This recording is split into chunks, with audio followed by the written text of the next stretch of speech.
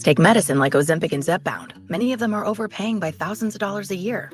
These GLP-1 medications for diabetes, weight loss, and more may not always be covered by your insurance, but GoodRx can help. GoodRx helps you save every month on prescriptions at over 70,000 pharmacies nationwide. Best of all, it's free to use. Check GoodRx to save on GLP-1s. Just go to goodrx.com/GLP. That's goodrx.com/GLP. GoodRx is not insurance, but can be used instead of insurance, including Medicare and other federal and state-funded programs.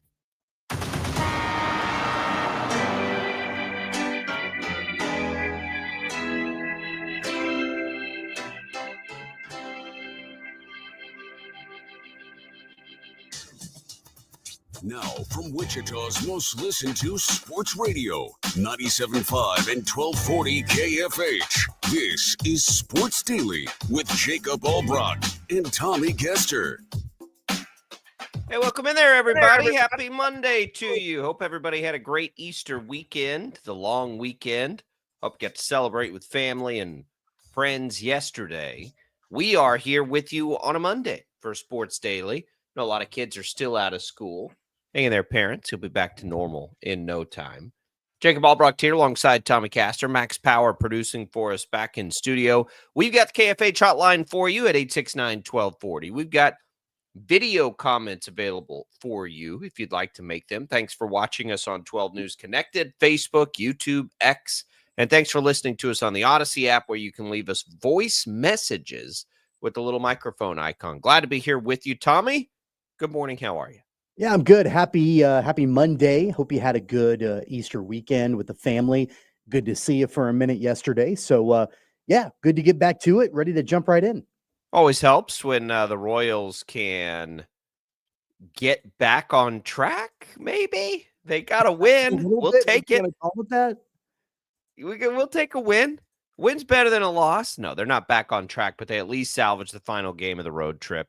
We'll have Jaylon Thompson in. We missed him on Friday, so he's going to come in this morning here and help us talk a little Royals, help us maybe some Royals fans help talk them off the ledge a little bit because it's been a rocky start to the season. There's no doubt about it. We talked about it before the season, though, just about how difficult this schedule is going into it. And they have certainly felt the brunt of it early on in this season. So how much of it is that? How much of these are long-term issues that could haunt this team all year? We'll get into all of that with Jaylon Thompson. Tommy, did you watch any WrestleMania last night?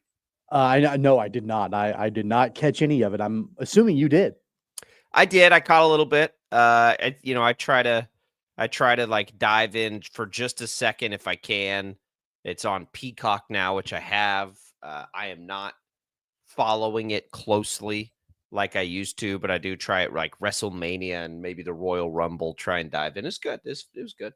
The kids will wake up and watch the end of it. That's the thing. Like they have kind of wanted to. I don't remember why or when we turned it on for just a second. So now they're kind of like into it. So I was like, we can watch the main event when you wake up tomorrow because it's on too late.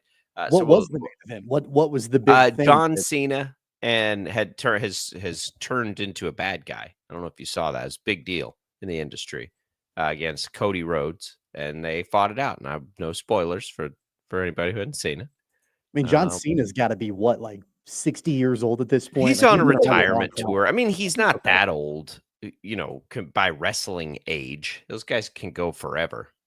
So yeah, but he's on a retirement year, I think. He's on, how like Derek Jeter made his retirement tour. That's sort of what he's doing right now. Okay. But that was last night too. It's a big weekend. Big weekend. No, it's a lot of baseball for me. A lot of Royals, a lot of Rangers. Rangers played the Dodgers, which is a pretty exciting series. The Royals, it seems like just about every game they play is exciting. They just fall the wrong direction. But they didn't last night. They got that extra innings. They couldn't just win. They couldn't just make it a big win. They had to take it to extras. Well, and I thought about you too, because I know how much you hate the ghost runner in extra innings. Without that ghost runner, the Royals wouldn't have scored the go-ahead and ultimately winning run. I gotta clarify. I don't hate the ghost runner. I like speeding up the games. I think I might be done with the ghost runner though. Like I didn't hate the idea. I have been on record plenty of times to say, yeah, let's get these games over with quickly. It's just I don't like that it alters the typical way a team would win or lose a game. I think enough that I'd be okay now without it. Like Royals the games don't win that game without one. Well, not at that moment they don't, but they held them scoreless, so you go into the 11th inning. But yeah, there's nothing for a team that is struggling offensively like the Royals are. There's nothing that makes it better for you than to get a free runner in scoring position to start off an inning. Like that's a runners in scoring position hadn't mean squat for the Royals in about a month. They didn't have to do anything to get that runner in scoring position. He's already there to start the inning, and all they needed to do was move the runner over and then a sac fly from Bobby Witt. That's all they needed to do, and they did it. They got it done. And then Estevez shut the door in the 10th. So look, I get plenty of runners in scoring. I get all of the complaints about the ghost runner in extra innings and all of that. Like I understand it philosophically and the way that the baseball works in extra innings and all of that. Royals had to have that guy on second base, and that's the only reason they won the game. Yeah, I mean, in over a course of a season with the back end of the bullpen, if it was healthy, the Royals would be fine. Again, I don't hate it. It's not like keeping me up at night. I think now, though, the need for it has lessened for me because games are going so much quicker now in a positive way. I think we could probably be fine without that. Rick's been waiting. Man, Rick has had this message teed up for 2.5 years here. He says at least MJ Melendez was sent down. Rick is not an MJ Melendez fan. But yeah, I mean, they had to do something. They moved Vinny Pasquantino down in the lineup. They send down MJ Melendez. They're doing what they can, and we'll talk to Jaylon Thompson. And now the next thing they need to do is teach Jack Caglione how to play a little corner outfield in a spot. Next thing they got to do is they got to designate Hunter Renfroe for assignment. If they made that move too, then I feel a little bit better, about their prospects. But at least one thing happened, and MJ's, down in Omaha, and I don't think I read JJ Piccolo's comments on the situation after they sent him down, And it sounds like, Piccolo, and I believe him. He says, look, we're not giving up on Melendez. Hopefully he can get things worked out in Omaha. It's a long season. We want him to be a part of this team and this roster. And that's good. I mean, it's not just like they're giving up on the guy and relegating him down to the minors, never to be heard from again. I feel like they actually want to try to have it work out with him. And so I do appreciate that comment from JJ Piccolo. Yeah, I do too. There's contractually, there's no need to make it the finish of his career. Go see if he can figure it out. Because if he hit like he hit in the second half last year, he helps you. So go see if he can figure it out down there. There's no need to let him figure it out at the big league level. Like Hunter Renfroe's under a contract. It's a little bit different, right? So it's not that big a deal. But they had to do something, and he was hurting them badly. There are plenty of things hurting them badly in that lineup right now. Moving Vinny Pasquantino down's an interesting move. And I don't blame him. Would you? In an ideal world, you don't want to have to do that kind of stuff, but man, you gotta do something to snap it. So we'll see. I suspect, I hope, I think that getting the schedule back in your favor will help. Getting back home will help. They get a day off today. Team needs a day off for sure. That is a brutal 10-game road stretch that they just played. Should they have won more games on it? Absolutely. But I'll bet you they're glad to be home. And they'll take some time to regroup. So we'll have all that with Jaylon Thompson. The latest on Jack Caglione, all of it. We've also got NFL draft to talk today as that gets going here in just a couple of days. Can't wait for that. I put my theory to the test of this one's sneaking up the most. I've heard that from a few people, but it's here. It's draft time. This is this week. So we'll get you all caught up there on what we think the Chiefs are going to do. And we will talk a little portal talk as well. The Shockers add a player. K-State adds a player. Can't remember if KU added anybody off the top of my head, but we still watch them to see if they might have a couple of big chippers out there. So there's a lot of portal news out there. We'll get to all of it. It's all covered for today. It's all Brockton Caster. It's a Monday on Sports Daily.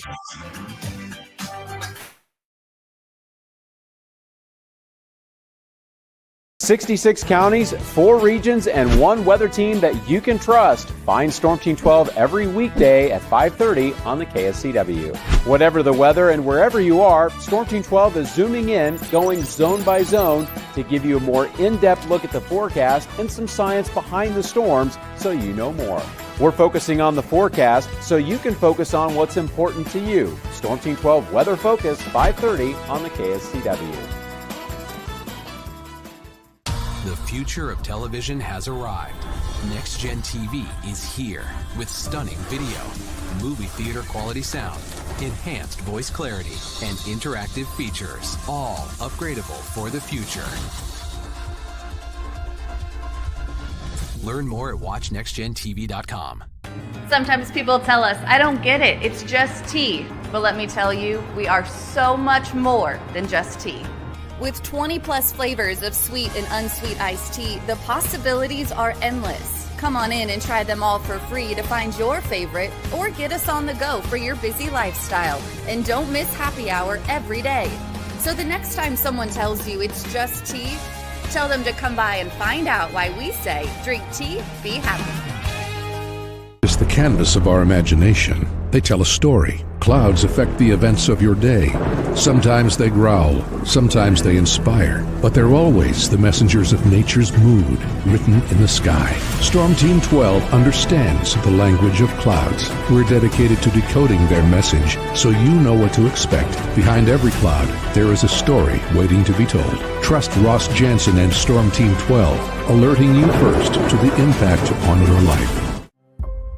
When you need help, remember, you're not alone. We are here. We are neighbors. We are together. We are Kansas.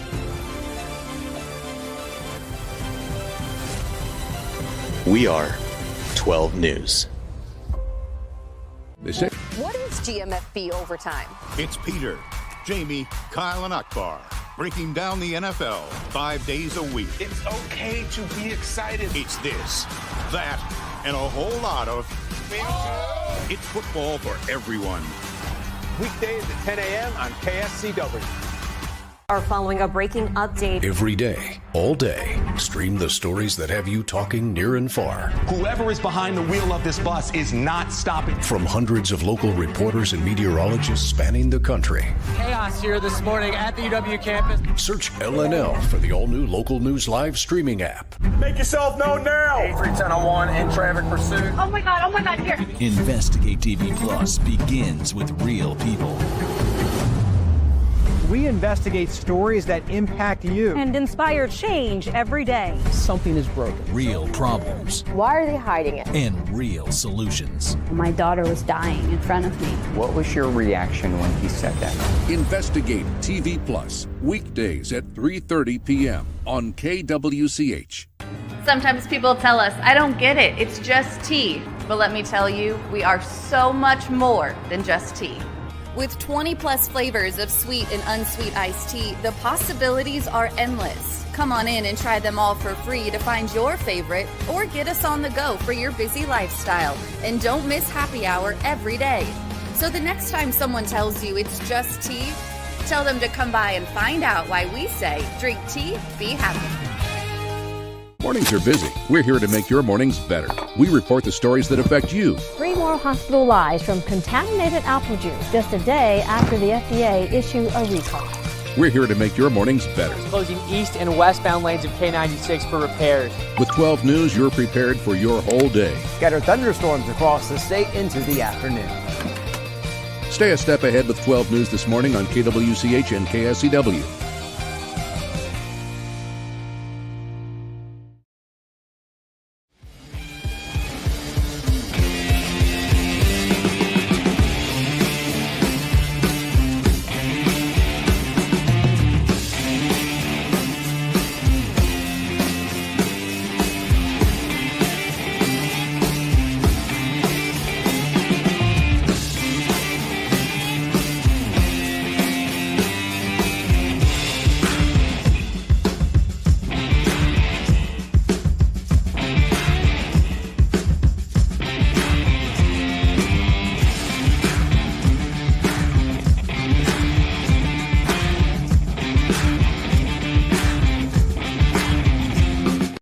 KFH. All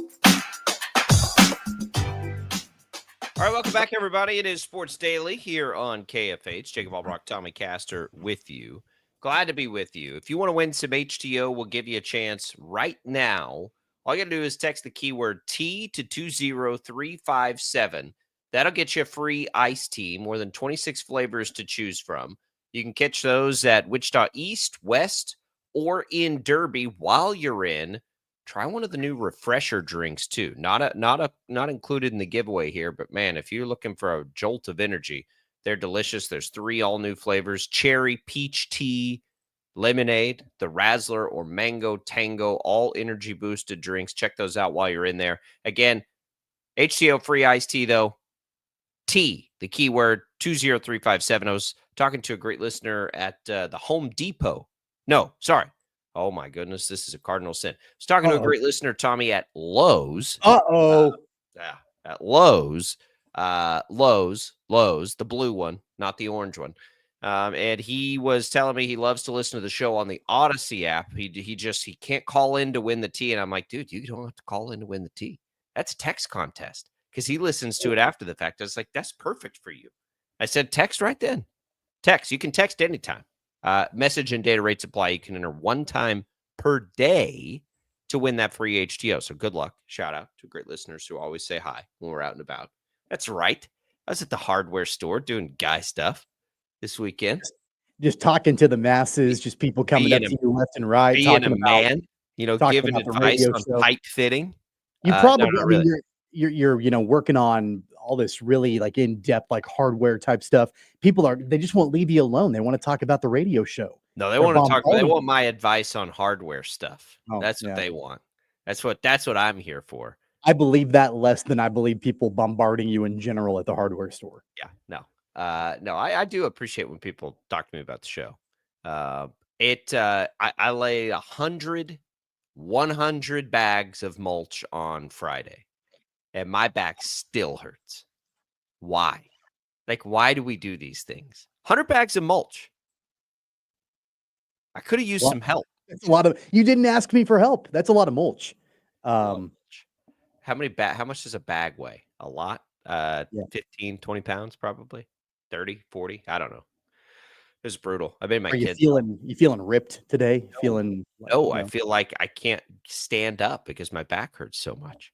Anywho, good luck in the HTO contest. Right down. Tommy, there's a ton of portal stuff. So let's kind of just go rapid fire a little bit here. The thing I'm seeing here, this would have been right after our conversation, try to go in order a little bit on Friday about PJ Haggerty. Well, the reports are now that he wants $4 million. Okay, that's not that surprising. I would have guessed if you made me guess at what he wants, I'd have said probably 3.5 or 4.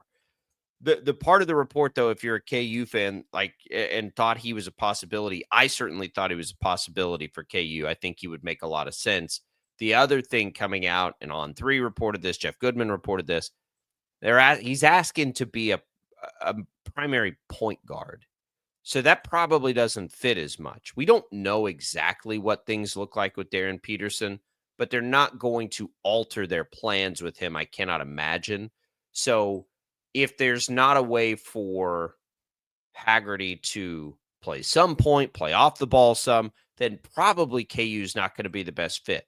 Now, I'm not going to close the door on it just yet because KU is one of the teams that probably can pony up that kind of money, especially now that they're not paying Hunter Dickinson, who we know was one of the top guys for a while. That means KU either is not done with him, and I don't think they're done with him yet. That means they haven't had their big ticket yet, and how many of the big ticket guys are still out there. So that'll be interesting to see. If it's not Haggerty or somebody like that, what do they do? Because they'll have unspent money at this point. I don't think it's time to pivot necessarily, but I think you'd have to have some real conversations if you're going to think about that. Yeah, I don't think it's a money situation. I mean, I think that, if Kansas was able to find a way to make that work and Haggerty wanted to go to Kansas, they'd be able to find $4 million and, be able to make that happen. That's not the hesitation at all. I think that it's more of a fit thing. And yeah, you would love to have the guy who's the third leading scorer in college basketball a season ago on your team offensively. But if his demand is that he wants to be the primary ball handler and point guard on a team, that doesn't fit. That does not fit what the Jayhawks are wanting to do this coming season. And they have, by all accounts, pretty much committed to the fact that Darren Peterson will come in and be that primary ball handler, and they want to build an offense around him as one of the top recruits coming into college basketball next season. So knowing that, I mean, I totally agree with you when you say that they're not going to adjust their plans. They're not going to change the way that they put this team together. They're not going to take a role away from Darren Peterson, who is the top recruit that Kansas has gotten in a long time, for the opportunity to bring in PJ Haggerty at $4 million. I think that's extremely unlikely. Now, does that mean that Haggerty is set in stone, that that's the way that he wants to play next season? Maybe not. I don't know. I mean, I'm sure that there are teams that are going to be able to make it work, but are they the same teams that can also pay him $4 million? I think that the pot gets a lot smaller. The potential schools get a lot fewer when you've got $4 million as a demand and to be the primary ball handler. I think that really limits who's available to do that. Yeah, especially with the football portal kind of active again. That's why I won't close the door on it, because yes, there aren't very many teams who can get to that point. KU's one of them. And KU, quite frankly, hasn't spent a lot of their war chest yet. KU, if you look, even if you just look in the Big 12, they're not even close to the top as far as portal team in a year where they basically have to replace everybody. So think about that for a second. Out of an amazing league in the Big 12, nobody has more funds to use than Kansas. At least I don't think they do. Kansas hasn't used most of that yet, and they have as much to replace as any other team in the league.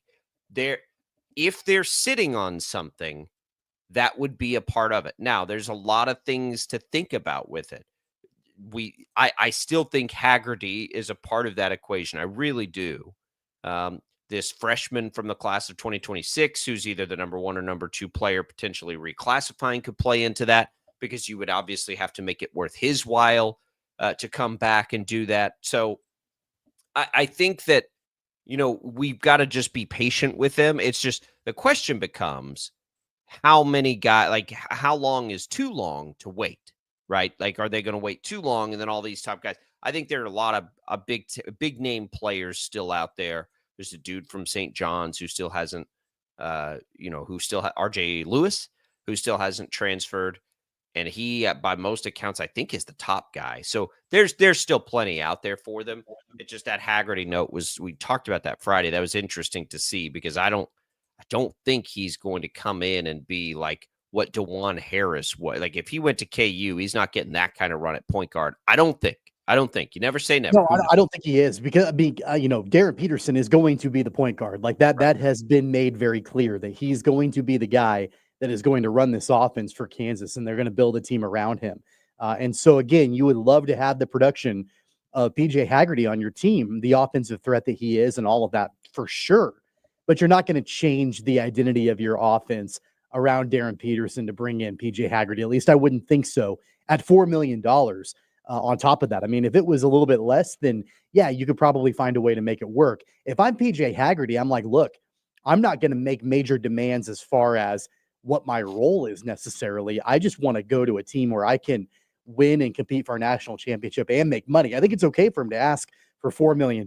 He's one of the top offensive threats in the entire country. I don't have a problem with that at all. If he can get it, then go get that money. But I don't think you can ask for that kind of money and be that set in stone about what your role is. I think it's got to be one or the other. Well, you can start that way in what you're asking. Sure. Yeah, you can start, but I think you need to be willing to sort of negotiate and move a little bit on that. And there might be, there might be a couple of teams out there that would be able to fulfill both of those demands from Haggerty. Like, think about a team like Houston, for example, that's losing a bunch of players, and then they're looking to rebuild. And I'm sure that after a national championship game run, that they've probably got NIL money to burn in their pocket, and that might be a fit for them. And then maybe an SEC team like in Auburn or a Florida or a team like that, that they might be able to come in too and throw a bunch of money at Haggerty and make him the primary point guard. Yeah, the question is, can they get to $4 million? Houston. I think the SEC teams probably could, but I don't know that they'll want to. Houston's the interesting one, certainly, because they could use it. And like this was a part of the discussion Friday. Like, Haggerty, his style as a primary, ball handling, like, creator might not fit what you think of with Kansas over the years, but they've had some guys who've done that. And the other thing is, like, look at what Houston did last. Just why I like your point on Houston.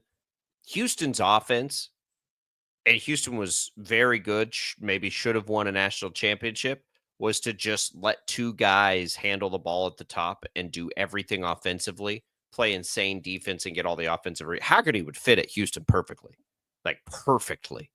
It's just, can Houston come up with $4 million? I don't know.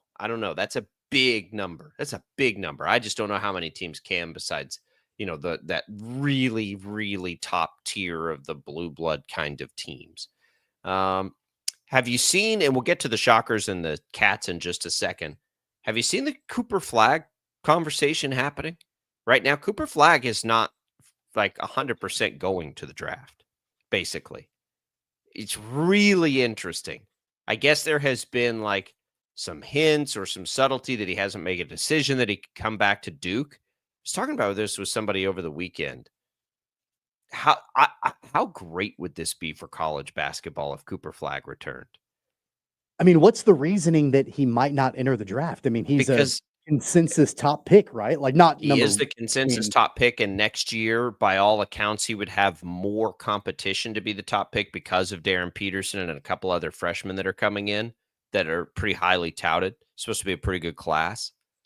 But if you're Cooper Flagg, and here's what I can't figure, I don't know what his deadline to declare for the draft is.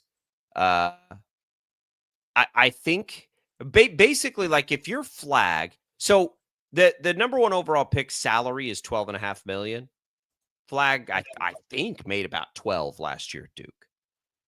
If I'm a guy like Flag, aren't you watching like who's got the best lottery chance here, or what do the lottery teams look like?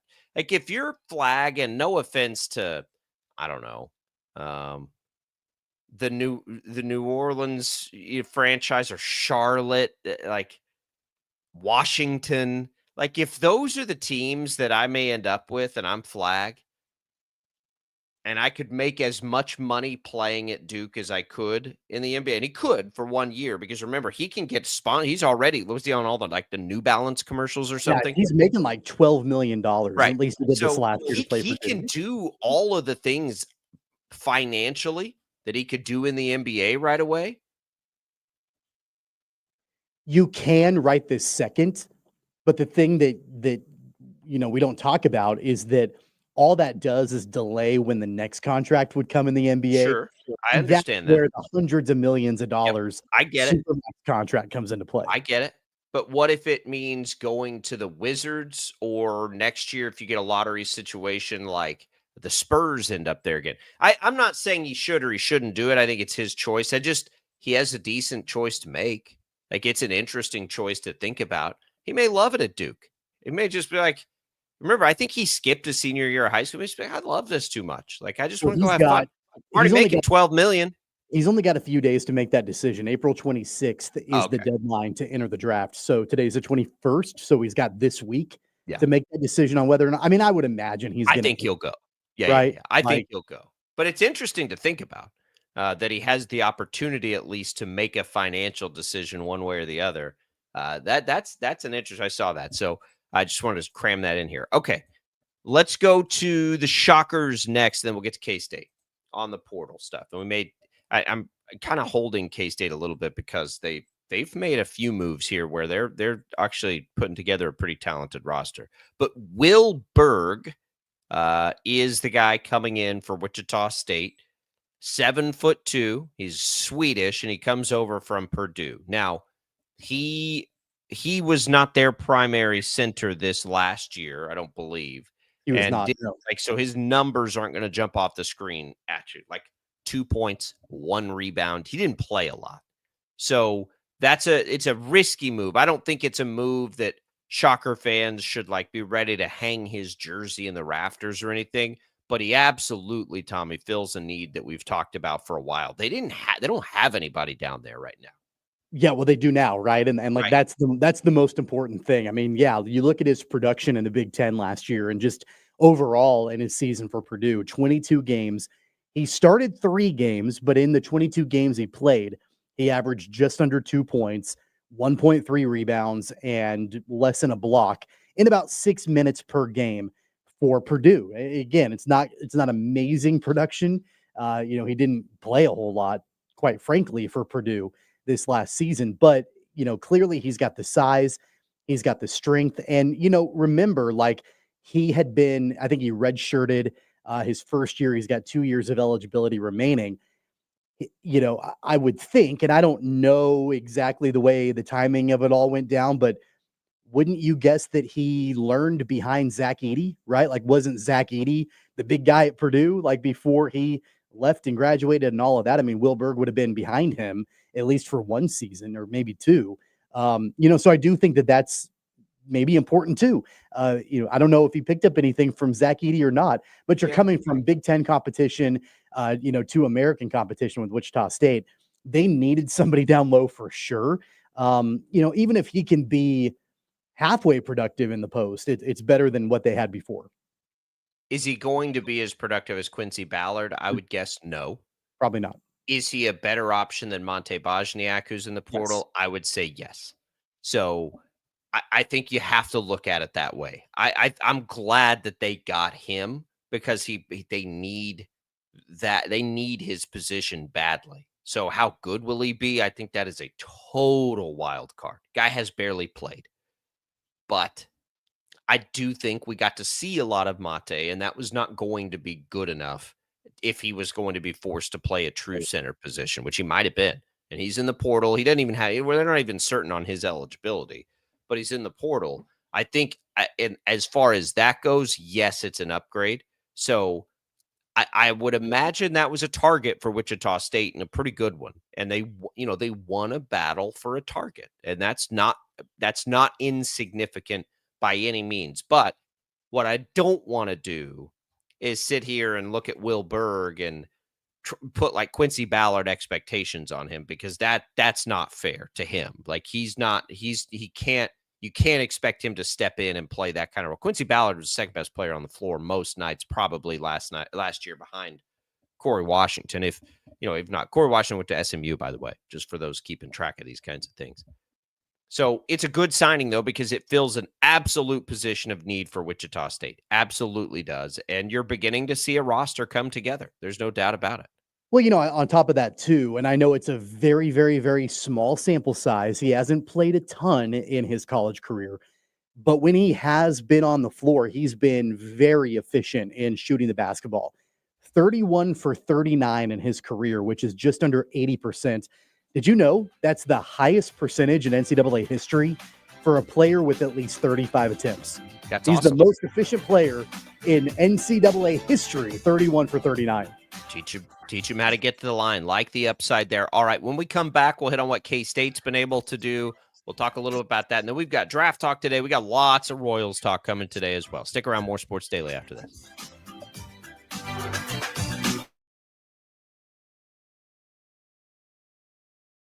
66 counties, 4 regions, and 1 weather team that you can trust. Find Storm Team 12 every weekday at 5:30 on the KSCW. Whatever the weather and wherever you are, Storm Team 12 is zooming in, going zone by zone to give you a more in-depth look at the forecast and some science behind the storms so you know more. We're focusing on the forecast so you can focus on what's important to you. Storm Team 12 Weather Focus, 5:30 on the KSCW. The future of television has arrived. Next Gen TV is here with stunning video, movie theater quality sound, enhanced voice clarity, and interactive features, all upgradable for the future. Learn more at watchnextgentv.com. Sometimes people tell us, I don't get it, it's just tea. But let me tell you, we are so much more than just tea. With 20 plus flavors of sweet and unsweet iced tea, the possibilities are endless. Come on in and try them all for free to find your favorite, or get us on the go for your busy lifestyle. And don't miss happy hour every day.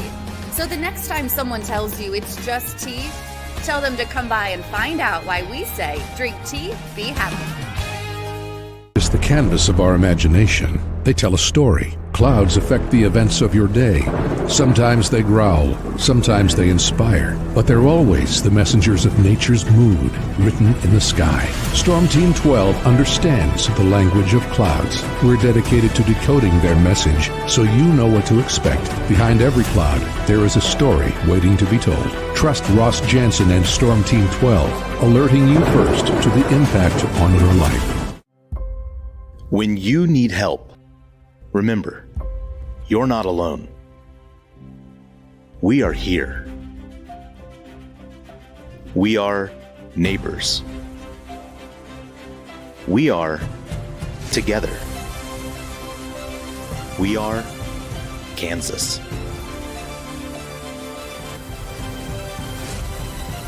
We are 12 News. What is GMFB Overtime?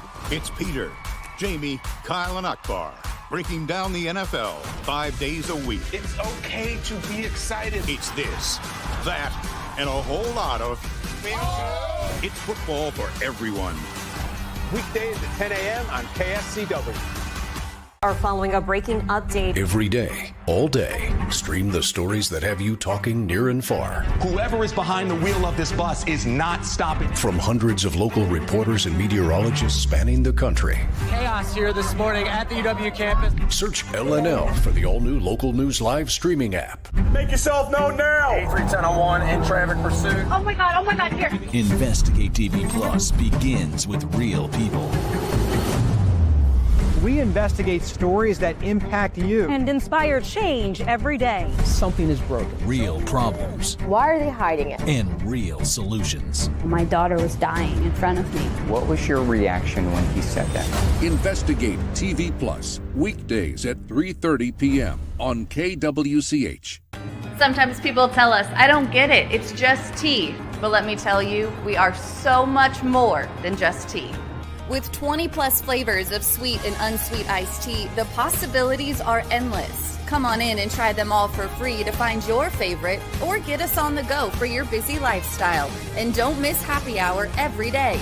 So the next time someone tells you it's just tea, tell them to come by and find out why we say drink tea, be happy. Mornings are busy. We're here to make your mornings better. We report the stories that affect you. 3 more hospital lies from contaminated apple juice just a day after the FDA issue a recall. We're here to make your mornings better. Closing east and westbound lanes of K96 for repairs. With 12 News, you're prepared for your whole day. Scattered thunderstorms across the state into the afternoon. Stay a step ahead with 12 News this morning on KWCH and KSCW.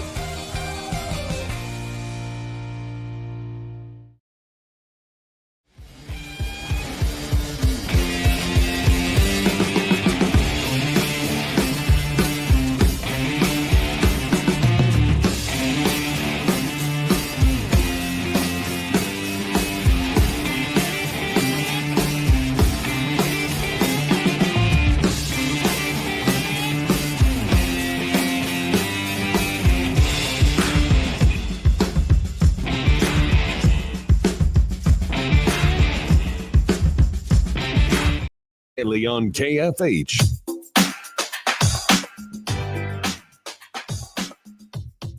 All right, welcome back in, everybody. It is Sports Daily. Glad to be with you here on this Monday following the Easter weekend. You probably have heard, if you've been up for a little while, Pope Francis died over the night. So rest in peace there. I know it's a very impactful day for a lot of folks in the community, but rest in peace there, Pope Francis. That news will be out and about as you make your way through the day, and we'll have a reaction to that from all over the world today. We come back in here to Sports Daily. We'll always invite you to listen to us all the different ways we have. Thanks for those watching us on our video streams. Don't forget tonight, Wichita State Coaches Show on KFH starts at 6. A little baseball talk with Brian Green show, 7 o'clock, the Christy Breadbinner show. You can tune in live, 97.5, 1240 KFH, or you can listen on the Odyssey app and just search for KFH. You can also go to kfhradio.com, by the way, if you're on your computer somewhere listening to us. We appreciate it, no matter how it is that you listen to us. Tommy K-State, had a weird basketball offseason here. They went a long time with no movement, right? We expected this mass exodus, at least I did, and you wondered about a couple of guys, but we figured a lot of guys would leave, and they did, but it took them a while to do it. Right. It took about 2 weeks longer than a lot of schools were dealing with. So now they're mostly all gone. And, Buddy Rich is gone. Brendan Hassan's gone. Onyenso's gone. Bay Fall's gone. Doug McDaniel's gone. Okay. So they're going to start over. Now we look at it and they're on a good pace here. So over the weekend, they get Nate Johnson, Akron's best player, who's one of the best players in that league. So he's there. They already had Abdi Bashir, who we mentioned, and then Tyreek Smith, a big out of Memphis. Shocker fans might remember. They do have one other player out of UNC Wilmington. They're putting together a pretty good-looking group here, Tommy, and we know they're not done. This team doesn't even have a point guard yet, but they've gotten some good guys coming in here. Well, yeah, they've had to completely turn over the roster, as you mentioned, and getting a guy like Nate Johnson, that's a good get for Jerome Tang. And that's something that's probably, it's an acquisition that's not going to get a ton of attention nationally, but Nate Johnson was the MAC player of the year and the defensive player of the year last season. So, I mean, he got tons of accolades in that conference and was the best player on that team, averaging 14 points a game, about 5 rebounds, a little over 3 assists a game. And he plays a lot. He played over 30 minutes a game last season for Akron. So, he was a workhorse. He got it done on both ends of the court. And, I think the question now becomes, how does that translate to Big 12 play? coming from the MAC to the Big 12, but still, his accomplishments are well documented, and he had a really good year last year for Akron. So I think that that's a good get for them. And being able to then combine that with some of the other guys that you mentioned, like Bashir, and others, it's what Jerome Tang needed to do. It's what he had to do to rebuilding this team. And, like you mentioned, he's not done yet, but this is a really good start, I would say. Yeah, I like the start. I do. And I think it looks a little different probably than it did a year ago. That's a defense first guy. Bashir's was big time scorer for Monmouth that can shoot. Nate Johnson could score. He wasn't like this great shooter. Remember, Akron made the NCAA tournament. They played Arizona in that first round. Bashir could just fill it up, right? He averaged 20 points a game. Bashir, like that's not easy to do anywhere. And then Tyreek Smith for Memphis, who Shockers fans are probably more familiar with. He was a meaningful player for them. Got a little size. But played about 20 minutes a game this past year for Memphis, so plenty of experience. It's an experienced group that they have coming in, and I do like to start. We never know how all this is going to fit together. No clue, no idea how it's all going to fit together. But when you are just, I think more than anything for K-State fans, the part that can make you feel probably a little bit better, right, is that they are still able to go get some of these players that are high profile. Kamari McGriff is the other guy, by the way, and he averaged 11 points a game for UNC Wilmington, another team that made the NCAA tournament. He's a big. He's got some size. So they're putting it together. They're doing the things that they need to do. And they're just going to have to keep it up. I don't know if they have like a high profile player in the cards here. You look at a guy, we just talked about Haggerty. I don't know if they need a high profile guy. I would rather need a point guard. Well, they need a point guard, but I don't think you need a high and they're not going to pay $4 million for PJ Haggerty. Like, would they pay Holman Hawkins $2 million? And I think that they're probably a little gun shy. And that's double what they paid Hawkins. I don't think they're going to be able to go and grab Haggerty for $4 million. And I think that Haggerty has more high-profile programs that are going to be after him too. I think they'd be gun shy to even give $2 million to a player again after what happened with Hawkins. I don't think you need a high-profile player. I like the Bashir and Johnson and McGriff. I do too. Like those are guys that are slightly more under the radar. I want better team chemistry. I want guys that react well to Jerome Tang. I don't think you need a high-profile guy because we saw the way it went last year with Hawkins. Kind of feels like a Houston-type roster, honestly. We'll see what Jerome Tang can do, and they're not done yet. They do need to get a couple of more. So, look, I think from the ceiling falling, though, there for a moment, that this has been a nice reaction to it, and I think K-State fans can feel pretty good about what they've been doing. Collectively, I think K-State fans can feel pretty good. I think KU fans ought to be feeling just fine right now, and it all started with Flory Badunga coming back, and they're kind of piecing it together, and we do know that they do have most likely a ton left in the war chest to go add a couple more pieces, so you feel good there, and we're still waiting on the 2026 kid and what he's doing.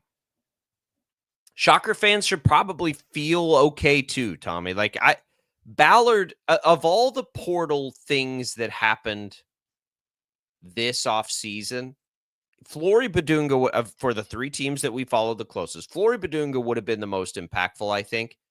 Quincy Ballard's right there. Like that one stings a lot. Corey Washington's probably, like, if Badunga was top most impactful, Ballard and Corey Washington to me are 2A and 2B. So the Shockers, I think, had the most to flip over, and I think they've done a nice job too, relatively speaking. So I think they need a handful more, and I believe they have 3 roster spots left, and it's just going to have to. The Shockers are going to need some young players to play well. I think at this point, based on what we've seen out of it, I think they're going to have one of these young guys step up into a pretty meaningful role next year if they're ultimately going to be any good.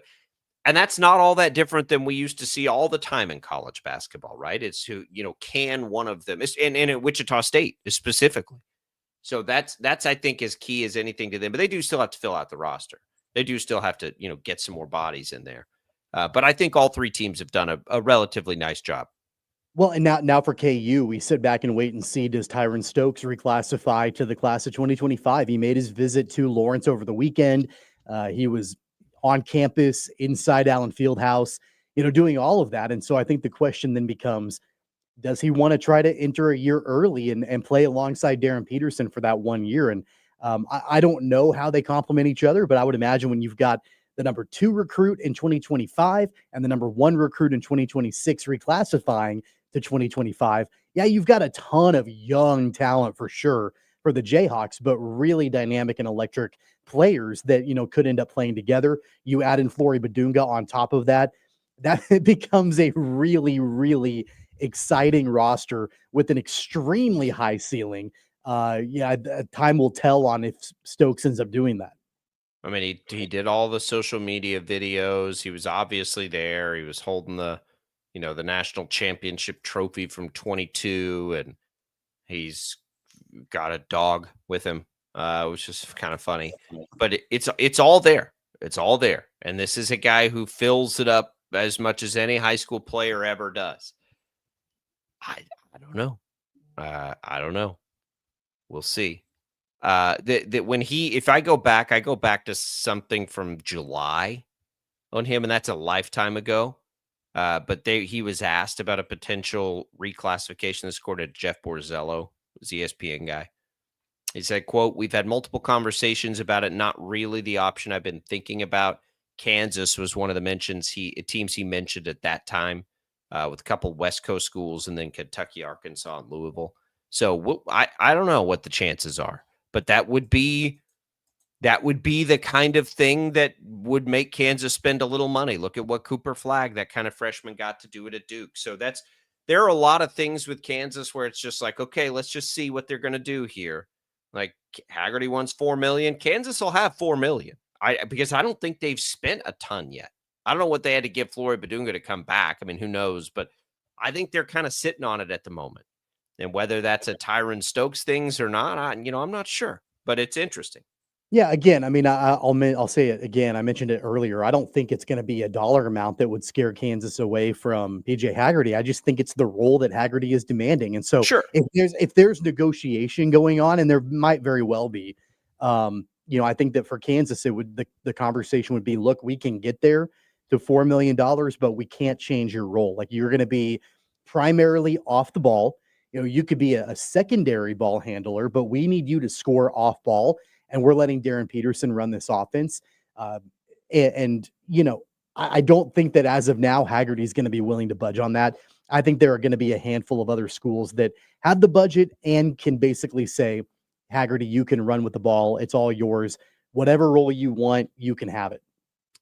4 of the top 10-ish ranked transfers are still in there. I still look at RJ Lewis, this guy for Kansas that might make some sense, a lot of sense, kind of a combo guard.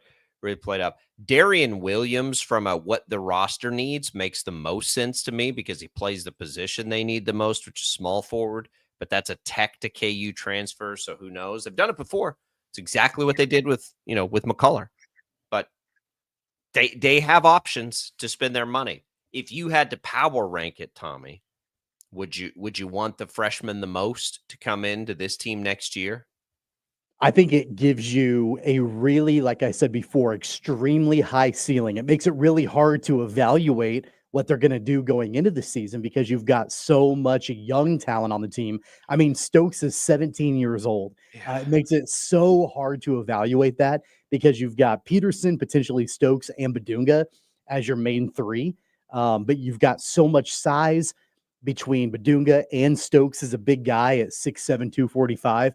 And then, an incredibly electric ball handler and scorer in Peterson. It makes it extremely exciting. I just think it's really hard to evaluate how that team is going to go. I wish I just don't know like who else is there? Like if you're going to be that young, who do you look at as like the leader? You know what I mean? Like who's going to take on that role for you? I don't think you can really count on a freshman early on to do that.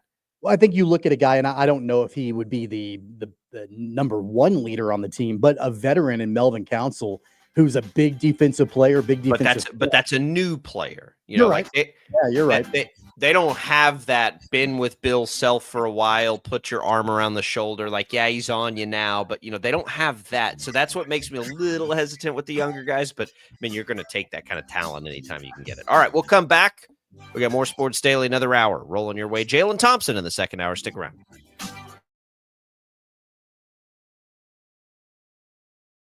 66 counties, 4 regions, and 1 weather team that you can trust. Find Storm Team 12 every weekday at 5:30 on the KSCW.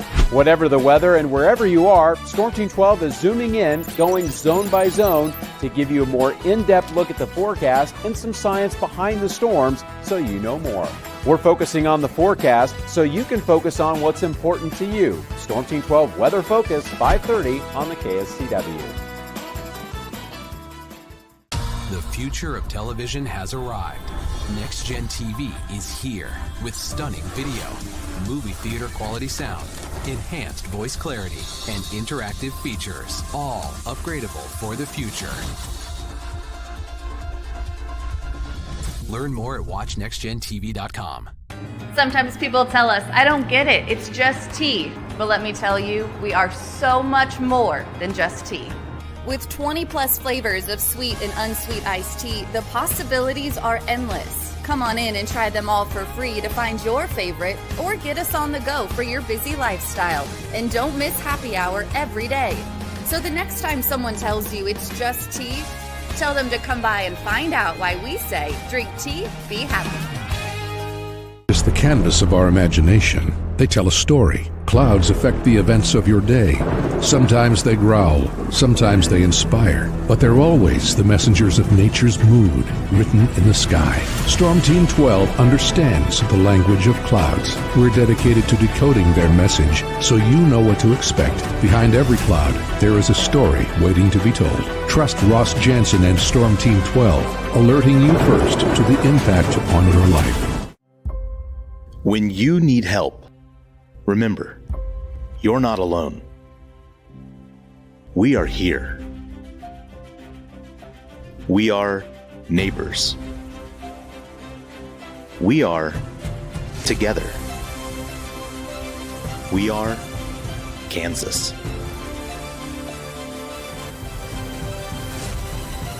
We are 12 News. What is GMFB overtime? It's Peter, Jamie, Kyle, and Akbar breaking down the NFL 5 days a week. It's okay to be excited. It's this, that, and a whole lot of It's football for everyone. Weekdays at 10 a.m. on KSCW. Are following a breaking update. Every day, all day, stream the stories that have you talking near and far. Whoever is behind the wheel of this bus is not stopping. From hundreds of local reporters and meteorologists spanning the country. Chaos here this morning at the UW campus. Search LNL for the all-new Local News Live streaming app. Make yourself known now. 310-01 in traffic pursuit. Oh my God, here. Investigate TV Plus begins with real people. We investigate stories that impact you. And inspire change every day. Something is broken. Real problems. Why are they hiding it? And real solutions. My daughter was dying in front of me. What was your reaction when he said that? Investigate TV Plus, weekdays at 3:30 p.m. on KWCH. Sometimes people tell us, I don't get it, it's just tea. But let me tell you, we are so much more than just tea. With 20 plus flavors of sweet and unsweet iced tea, the possibilities are endless. Come on in and try them all for free to find your favorite or get us on the go for your busy lifestyle. And don't miss happy hour every day. So the next time someone tells you it's just tea, tell them to come by and find out why we say, drink tea, be happy. Mornings are busy. We're here to make your mornings better. We report the stories that affect you. 3 more hospitalized from contaminated apple juice just a day after the FDA issued a recall.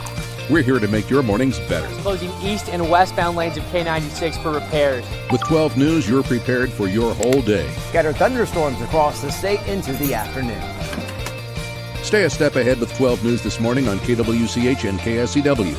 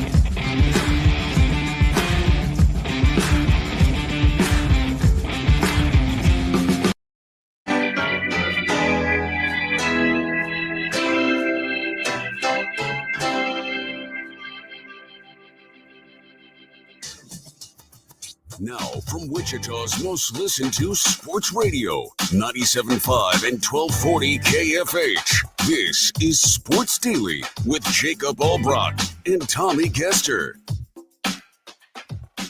Hey, good morning, everybody. A little groggy this morning. Thanks, Prairie Fire Coffee, for keeping us fueled up. It is Sports Daily. Jacob Albrock, Tommy Kester with you on this Monday. Thanks for listening. KFH, that hotline's open, 869-1240. Video comments, you can make them on YouTube, on Facebook, on X. Thanks for also watching on 12 News Connected, for listening to us on the Odyssey app. Thanks to Crestview Country Club. It is going to be a wet and soggy week. I was looking at it. I was like, man, I want to play golf. I'm so glad we're getting all this rain, though. Perfect. You know what, Tommy? Either hit the range or go hit the simulator while it's raining outside. Crestview has 2 of the big simulators. This simulator golf thing is getting very, very popular. And Crestview has 2 state-of-the-art machines that are as good as any I've seen. So you can go in there and get some beers, some food at the bar. You can watch the games, put a little baseball on. We need to do that one of these evenings. Get up there and hit some balls again. I was in a pretty good groove with golf, and now I haven't played in probably a month. So it's time to do a little more of that. So thanks to Crestview. Give them a call, ask them about all the cool facilities and memberships. They're doing a little work on the pool. I don't know if you've seen that, Tommy. Looking forward to that. Did you see their Easter celebration on Saturday? Any of the videos? So we were out there.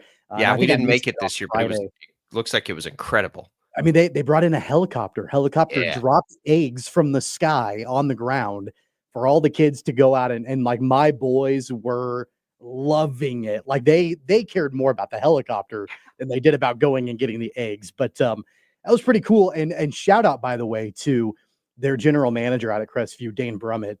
Dane got in the helicopter and was the one that was dropping the eggs from the helicopter. I talked to him afterwards. I was like, was that in your job description when you took the job? And he was like, no, that was the first time he had ever been in a helicopter before. But they did a great job, great food, and then a great egg hunt with all the eggs being dropped from the helicopter. It was awesome. Yeah, we've been to the egg hunt every year. We missed it. It's so much to catch up on from being out of town for that long that we just couldn't, like we had to just basically burn through it so that we could, have normal Sunday Easter festivities. But yeah, I saw that looked fantastic. An egg drop from a helicopter. You ever been up in a helicopter? I never have. It's awesome. It's so cool. Like helicopters are my favorite to just like be in the air. The small planes are a little unnerving a little bit until you get used to. Helicopters feel awesome. You're just buzzing around, bebopping. It's cool. My youngest is almost 2, and he is obsessed with helicopters, and he's learning how to talk, so he doesn't really pronounce it properly, but he was just pointing at the sky going, helicopter, helicopter, like over and over and over again. Like that's all he cared about. So it made his day. That was pretty awesome. That's perfect. Good for them. That was a good idea. We're going to have to get back out there. I hope they do it again next year, and we can, the time will work out a little bit better for us. Man, what we've got this hour, we've got Jaylon Thompson. We're going to make the Friday We're going to make the Friday interview happen today, which is perfect timing on the Royals. And we also have the NFL draft coming up this week. So there are a ton of headline type things for us that we need to get to in this hour. The NBA and NHL playoffs have started. So have the playoffs for the Wichita Thunder. We talked to Joel Lamerno on Friday. They're down 0-2. They're down 0-2. They've got some work to do here today. What are you more likely to watch any of? Because I know you and I just watch baseball most nights. NBA playoffs, NHL playoffs?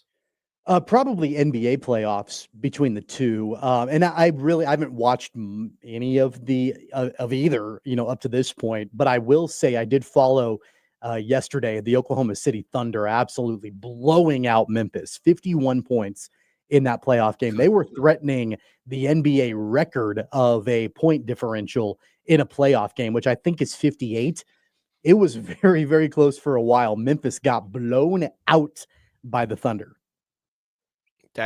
Which happens. And I know people complain about that, but guys, it's a first round of any playoff. Like, that's possible, right? Like, it's possible that you get that. So good for the Thunder, man. I really do. Like, I hope as these playoffs go on, we can kind of lock into them a little bit. I think the Warriors have become a really interesting story here late in the season as they acquired Jimmy Butler to give themselves a little bit of life. But man, I'll tell you, it's going to take a lot for me to not veer from this week, especially baseball and the NFL draft. Let's start it here, Tommy, and we'll get to both of these next segment because we do have Jaylon Thompson. But NFL draft, like what is keeping your interest the most right now in the NFL draft? Like, what is the thing? Is it as simple as what the Chiefs do in the first round, or are you looking more headliney stuff? Like, to me, it's both of the Colorado players. Is somebody really going to take Hunter and tell him he can't play both ways? And what happens with Shedeur Sanders? We're not hearing anything about Cam Ward anymore. I guess I just kind of assume he's going to the Titans. We don't even know. Like, most of the time a week out, we know what the top team's going to do. I don't. Is it certain that they're taking Cam Ward? Have I missed that? Like, I don't know, but I think Shedeur Sanders becomes the most high profile day one story.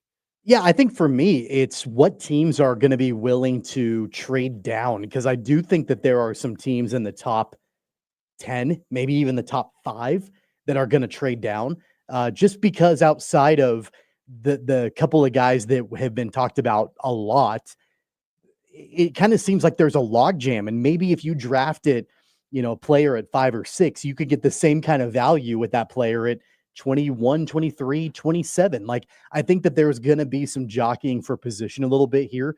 And yeah, it's the Colorado guys. It's Abdul Carter. What happens with him? Does he ultimately go number 1, or is it Cam Ward? Like, what are we doing at the very top of the draft, and what teams are going to want to move around? I think that's really what I'm paying the closest attention to. It's a different draft than what we saw last year, because you just knew who the top guys were. You didn't exactly know what order they were going to go in necessarily. I mean, you knew Caleb Williams was going to probably go number 1, but other than that, you kind of had an idea what the needs were from teams, and then it was very quarterback heavy. I think it's wide open for the most part going into the draft, and there are so many different mock drafts out there that have a bunch of different things going on. What are the Giants going to do? What are the Giants going to do at number 3? They've got 2 quarterbacks already. Do they draft another one? Do they trade down? Do they go Travis Hunter? What do they do? I think that it's as wide open of potentially a top 10 in the draft as we've seen in some time. Shedeur Sanders, I don't think falls out of the top 10. If he does, I know I'm looking at a mock right now, CBS Sports, they mock him to Pittsburgh at 21. And I'm like, God, that's not going to happen. Here's a bold prediction for you. This is really bold. Shedeur Sanders won't make it past 12 in Dallas if he gets there. They'll take him, and they'll push Dak out the door. Really? That's a bold prediction for you. The question would be, would anybody take on Dak's contract? No, they won't. It'll be an Aaron Rodgers, Jordan Love type situation. I mean, no, but I just cannot picture any world where Jerry Jones sits there with a chance, and he does not take first-round quarterbacks. So this is, when I say bold prediction, it really doesn't get any bolder than that. That's because there's bold. absolutely nothing historically that would point you to that. Jerry Jones never takes quarterbacks in the first round. The Cowboys have clearly committed to Dak Prescott financially, but man, does he love him a story. There are that you might remember the reports that he had to like physically be restrained from drafting Johnny Manziel. I just like, I don't, and I wouldn't hate it either as a Cowboys fan, by the way, not because it's Shedeur Sanders and I like Shedeur Sanders, but because it would at least give you some glimpse to a future, for Dallas. But there's my bold prediction in round one is Shedeur Sanders doesn't make it past 12 and Dallas. God, I love the draft so much. The most consistent pick, interestingly, that I have seen like across all mocks is Ashton Jeanty to the Raiders at 6, because it makes so much sense with them bringing in Geno Smith. Other than that, though, like I think you get variances in just about all of them that you see, including up at the very top of the draft. That's going to see, like this one's sneaking up on us. But I think it has a chance to be as entertaining as any, because we just don't know what's going to happen. Yeah, I think it's going to be a lot of fun to watch. And I actually think that Sanders will probably fall down to 21 for the Steelers. I think so, man. Yeah, and if he what doesn't, a gift that would be for if Pittsburgh. he doesn't fall to 21, I wouldn't be surprised to see the Steelers try to trade up to try to get him. Yeah, because they're not going to wait around for Aaron Rodgers, I don't think, at this point. And Rodgers made it pretty clear on Pat McAfee last week that he's in no hurry. He's going to make his decision when he feels like it. And so at that point, if I'm Mike Tomlin, I'm like, you know what? Screw this. Like, I'm going to go get my guy. And if they don't want to take the risk of him potentially not being available at 21, then I wouldn't be surprised to see the Steelers trade up and try to get him. So I guess that would be my bold prediction, would be that one way or another, the Steelers will end up with Shedeur Sanders. I think that Travis Hunter will probably go number 2. Cam Ward 1 with the Titans. I think Travis Hunter will probably go to the Browns because Andrew Berry with the Browns has said that he doesn't have a problem with him playing two-way. I was just about to say the Browns won't be a team that tells him something like No, that. so I think that's okay. Abdul Carter probably 3. I don't think the Giants will take a quarterback with Wilson and Winston on their roster. I love it. We'll have more on this throughout the week. You'll start to get price and more concrete rumors. Let's talk Chiefs in the draft when we return, though. Don't go away. More Sports Daily right after this.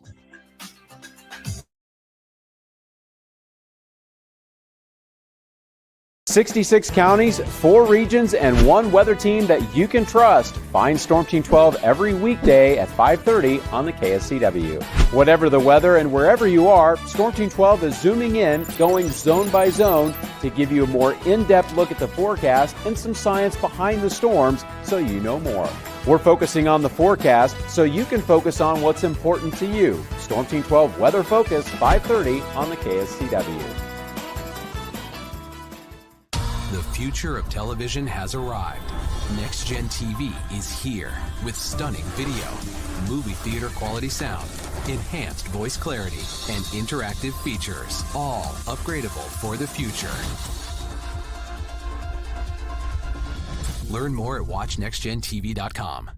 Sometimes people tell us, I don't get it, it's just tea. But let me tell you, we are so much more than just tea. With 20 plus flavors of sweet and unsweet iced tea, the possibilities are endless. Come on in and try them all for free to find your favorite, or get us on the go for your busy lifestyle. And don't miss happy hour every day.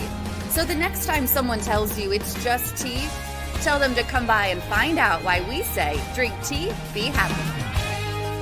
It's the canvas of our imagination. They tell a story. Clouds affect the events of your day. Sometimes they growl, sometimes they inspire, but they're always the messengers of nature's mood written in the sky. Storm Team 12 understands the language of clouds. We're dedicated to decoding their message so you know what to expect. Behind every cloud, there is a story waiting to be told. Trust Ross Jansen and Storm Team 12, alerting you first to the impact on your life. When you need help, remember, you're not alone. We are here. We are neighbors. We are together.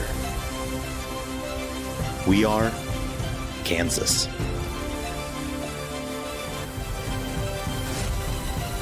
We are 12 News.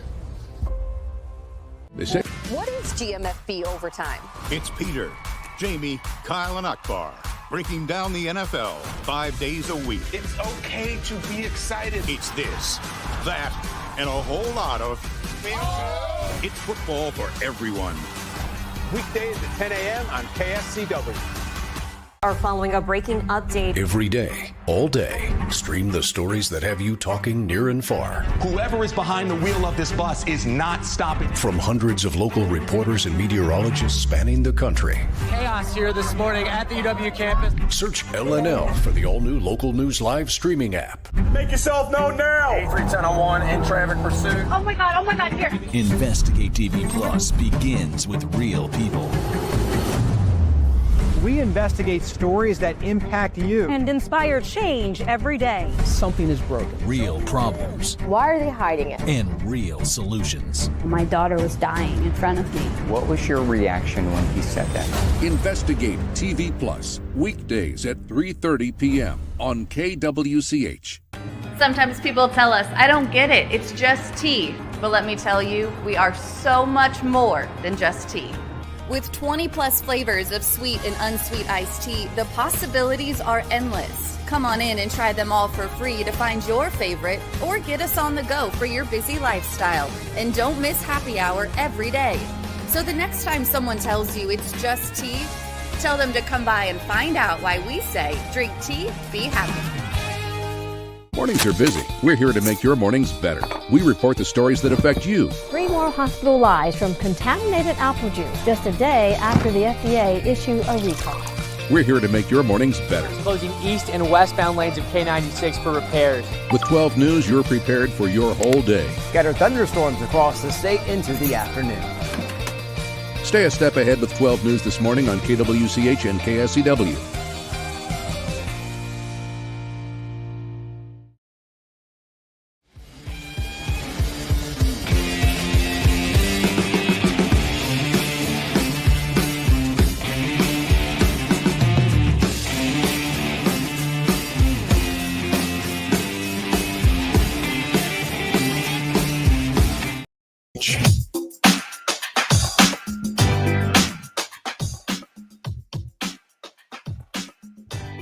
Welcome back, everybody. It is Sports Daily. Jacob Allbark, Tommy Castor here, getting you ready for your Monday week of sports, which is a big one. NFL draft is here, Tommy. What do you think the Chiefs are going to do? Make your call. I think they're going left tackle. The more that I think about it, I think they're going left tackle. I mean, there are other directions they could go for sure, but to me, it sounds like, if they, by all accounts, like a guy that can be a long-term projected future for them at left tackle, I think they're going to try to take another swing at that position and have a long-term fix there. The jury will be out on how successful that will be. Brett Veach does not have a good track record in drafting offensive linemen, but the more that I think about it, I think thinking about all these other potentials out there, to me, it just goes back to offensive line. I think that's where they're going to go. We talked you into it, huh? I think it's look, what makes these things hard for a team like the Chiefs, who don't have a clear need at the moment. Like, there is no clear need at the moment for this team. How do you balance when you're in the middle of a run like this, the needs of right this second versus the needs of the organization overall? So if we look at this for the Chiefs and you're thinking, like, what is the best thing for this team over the next 5 years? I think the answer to that question is to go get a left tackle. But then there's the caveat to that, in that they have to like the player that much to do it. And we have no idea if they do. So we can't really know that until the draft takes place. But if we're assuming that they do, then I think, yes, the answer is this year in this draft, when you have the capital and no clear needs, if you love the tackle, Go be done with that position finally. Now, if we're talking about in the short term, pass rusher probably makes the most sense. What I think is an interesting thing to think about, we all assume that if they trade up, they'll take a left tackle. I absolutely think it's possible that if they trade up, they take a pass rusher or they take a corner. I think trading up would be where I'd probably take my prediction. Based on the Brett Veach stuff where I think he's trying to point, other teams, honestly, through what he says in another direction, I'll bet you the Chiefs, and I say bet, I wouldn't bet much. I think this is the year they trade up. Is it for a left tackle? I think they'd like it to be, but I absolutely think it could be for another position. It's just a good year to do it because they don't have clear needs. There's one guy that I have seen his name pop up multiple times in a bunch of different mock drafts, and that's Josh Simmons, the offensive tackle out of Ohio State. He could have been a top 10 pick. He had a pretty bad injury last season. And so I think that all the projections have him at the very end of the first round. And so the question would be like, is he going to be ready to go for the start of this season? But if he's not, they did go sign Jaylon Moore. Like they've got a backup plan at least at left tackle if this guy isn't available. And so when you put those two things together, like, okay, well, maybe they went and got Jaylon Moore as kind of a stopgap because they feel like Josh Simmons can get healthy, ready for that position. So I've seen that name pop up multiple times. And you're talking about a potential top 10 pick talent who fell because of an injury. And so I've seen that name pop up as of late multiple times where they wouldn't have to trade up to necessarily get a high caliber, high ceiling left tackle. I don't know if that's the right pick or not for Brett Veach, but I've seen that name come up a lot. It's an interesting thought for sure. They may think they could take a guy like that as he falls just in general. I think that's again, it's a good year to do it.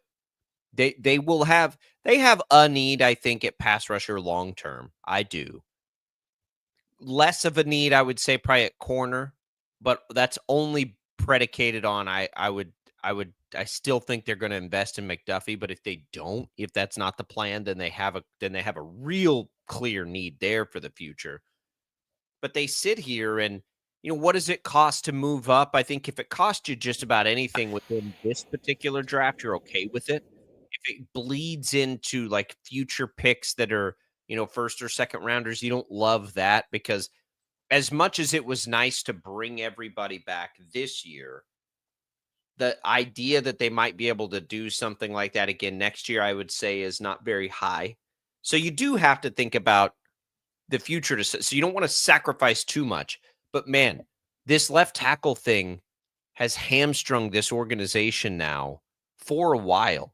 They have been successful despite it, but they've been trying to solve it since Eric Fisher left. How long ago is that now? 6 years? 5-6 years. Yeah, it's been a long time. They've spent a lifetime in the NFL trying to figure out this problem. And the older Patrick Mahomes gets, the bigger the problem gets, right? And so, yeah, I've thought all along, trade up, left tackle, be done with it, move on with your lives. I don't care if he plays a snap this year. He's got to be the guy because you've got two, and Jawan Taylor's not going to be back after next year. All those things. I'm with you. I have been for a while. I think the only other wild card that I can think of, and this may not even be a first round pick, they could use a second or third round pick on this position. But the only wild card I can think of is maybe defensive tackle. Remember, they lost Turk Wharton, they lost Derek Nottie. Neither one of those guys are with the team anymore. They've got. I know they signed Jerry Tillery, but outside of him, it's Chris Jones and Mike Pennell. That's all they've got. And so it wouldn't necessarily have to be a first rounder, but I do think, probably one of the first 3 draft picks, I wouldn't be shocked at all to see them go defensive tackle. I don't understand that position in the draft enough, honestly. Like there are so many misses at defensive tackle.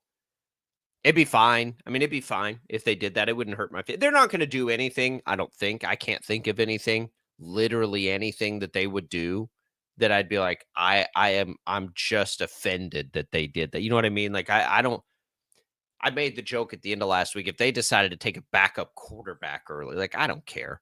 I wouldn't like that. I would I not don't be a fan of that. Yeah, no, I don't think they're going to, but it's not like, because when the Packers did that to Jordan Love, for instance, like, that was like they're ready to move on from it. There's nothing. They could take Shadur Sanders and nobody's going to say, "Oh, they're ready to move on from Mahomes." No, so, like, there's not really anything they would do where I'd be like, "Ugh." I mean, I don't know, take a punter, I guess. Like, there's just, it's fine. They don't have any clear needs, but they do need to get younger just about everywhere. Well, and going back to the defensive tackle conversation, I mean, remember, like, Chris Jones is getting older, right? Yes. And even Yes. the guys that they've got, like, I mentioned Jerry Tillery and Mike Pennell.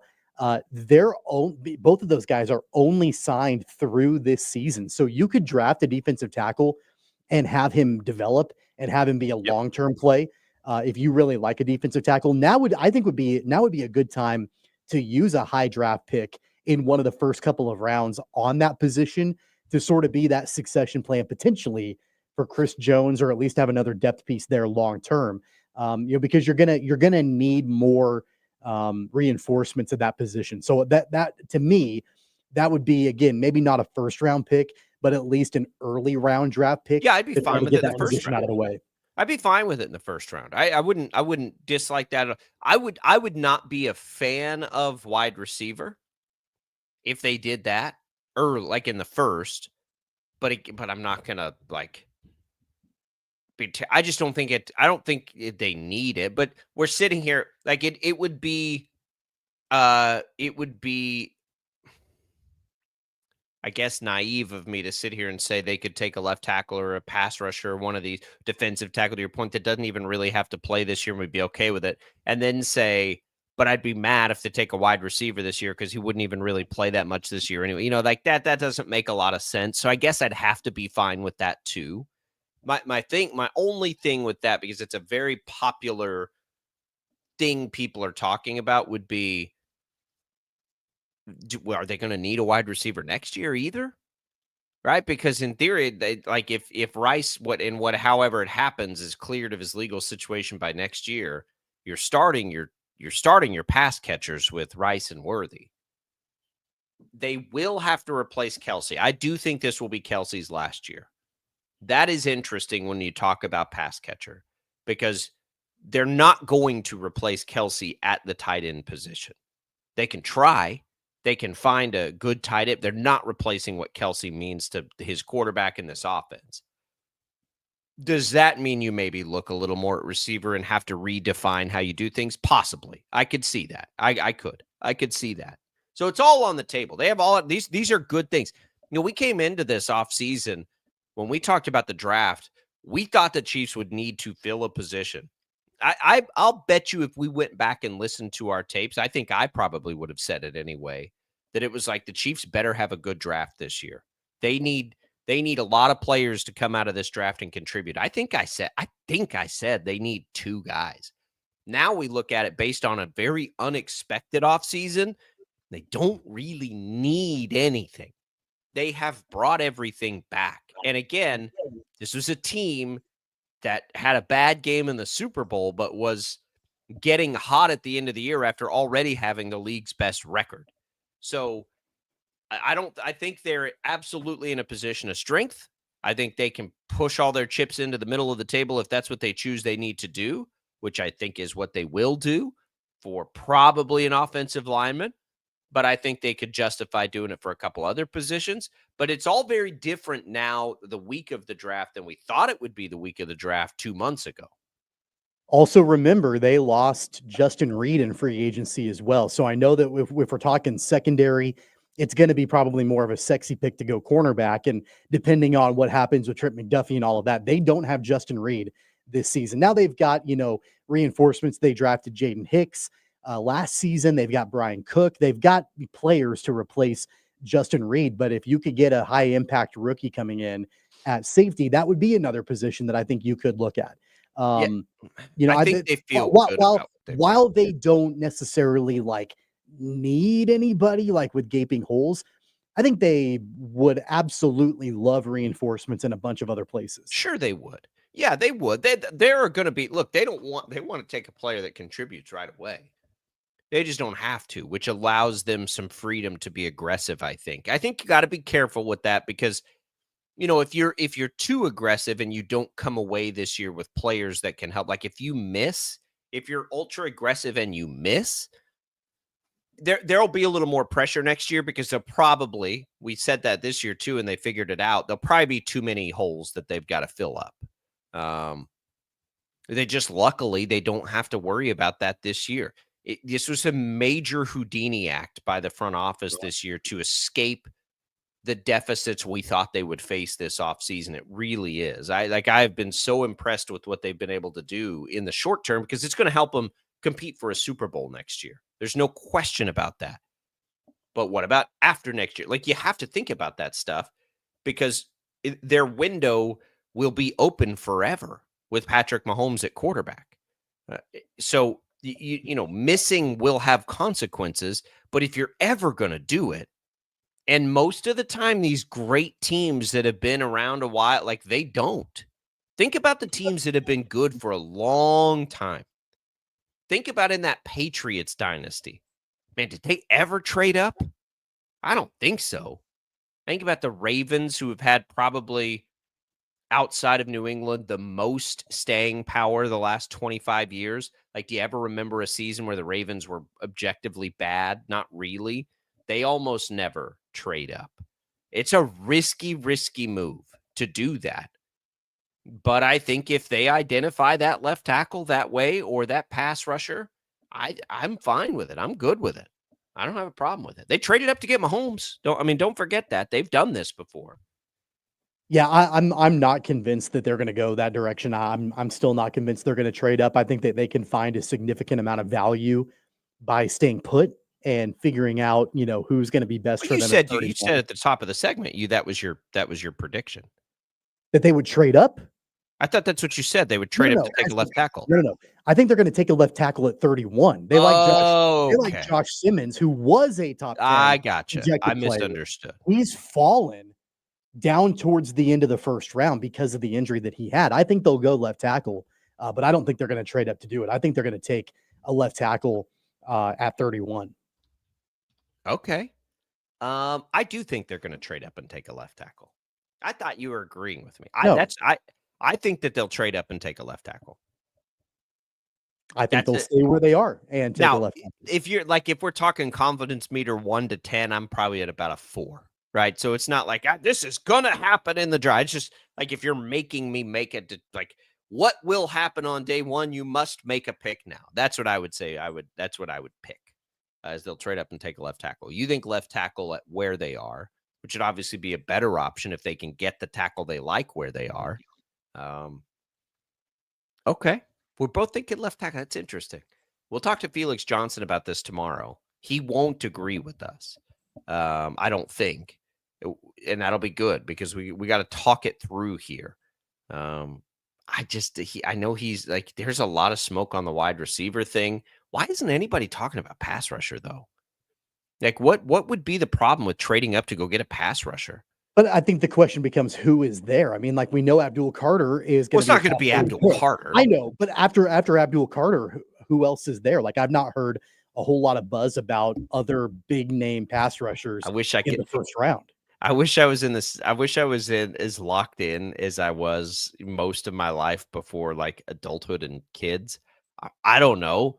Mike Green out of Marshall. That's a guy up there. Shamar Stewart out of A&M. Tommy, I don't know anything about these guys anymore. I trust the analysts on it. It's interesting as I consume the draft now. Like I rely so much on the analysts now, and what like their digestion of these players. Back in the day when I watched everything all the time, and like in college when I could sit there and never miss anything with college football, I would have been able to tell you exactly what I thought about, Jihad Campbell out of Alabama, or let me just keep looking for edge rushers on these boards here, or Gray Zabel, the inside linebacker of North Dakota State. But I don't know.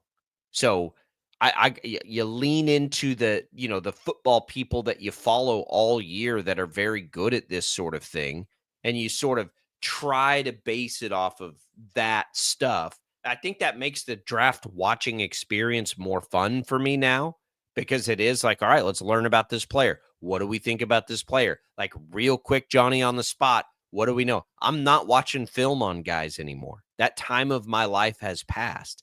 And I think that might make the draft more fun. I think. So we'll see. I mean, there's lots of headline stuff that's going to make this draft fun. Watch the Chiefs are going to trade out of the first round. We'll be like, well, that was boring. You wait all night for it, and they trade back. I think everything is so wide open, not just with the Chiefs, but in general. Like everything is so wide open. And all of these different teams can go different directions. And there are very few teams that have one clear need. And that, like, there's one player that fits that. And everybody knows, like, it's telegraphed that that's the direction they're going to go. I think it's probably likely that Cam Ward goes 1 overall to the Titans. I think that's likely, but the Titans could ultimately decide, hey, we'd rather just go defense and take Abdul Carter. Like, I think that there are a lot of different directions that this whole draft could go. I think the Titans would most prefer to trade out of that pick. Sure. But I don't think anybody's going to trade them. Right. So like you're just sitting there and you're like, all right, well, let's take. And look, there are plenty of people that really like Cam Ward. There are. Cam Ward could be fine. Cam Ward's I'm almost certainly going to be an upgrade for them. So it's fine. I mean, it's not that big a deal. All right, Jaylon Thompson. Let's talk. We have saved the Royals for now. We'll do it next. Our Royals insider, Jaylon Thompson, hops on. We'll have a little fun next on Sports Daily.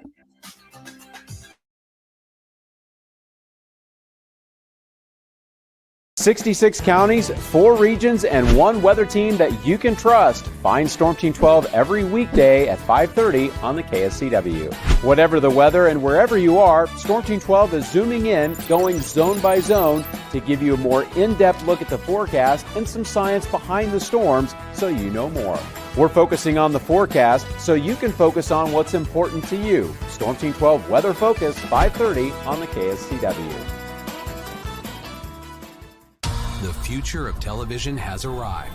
Next Gen TV is here with stunning video, movie theater quality sound, enhanced voice clarity, and interactive features, all upgradable for the future.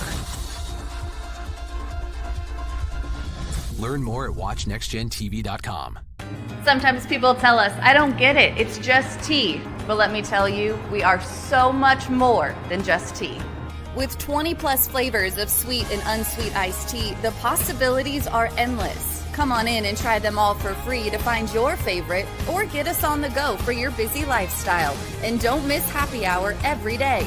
So the next time someone tells you it's just tea, tell them to come by and find out why we say, drink tea, be happy. It's the canvas of our imagination. They tell a story. Clouds affect the events of your day. Sometimes they growl, sometimes they inspire, but they're always the messengers of nature's mood written in the sky. Storm Team 12 understands the language of clouds. We're dedicated to decoding their message so you know what to expect. Behind every cloud, there is a story waiting to be told. Trust Ross Jansen and Storm Team 12, alerting you first to the impact on your life. When you need help, remember, you're not alone. We are here. We are neighbors. We are together. We are Kansas.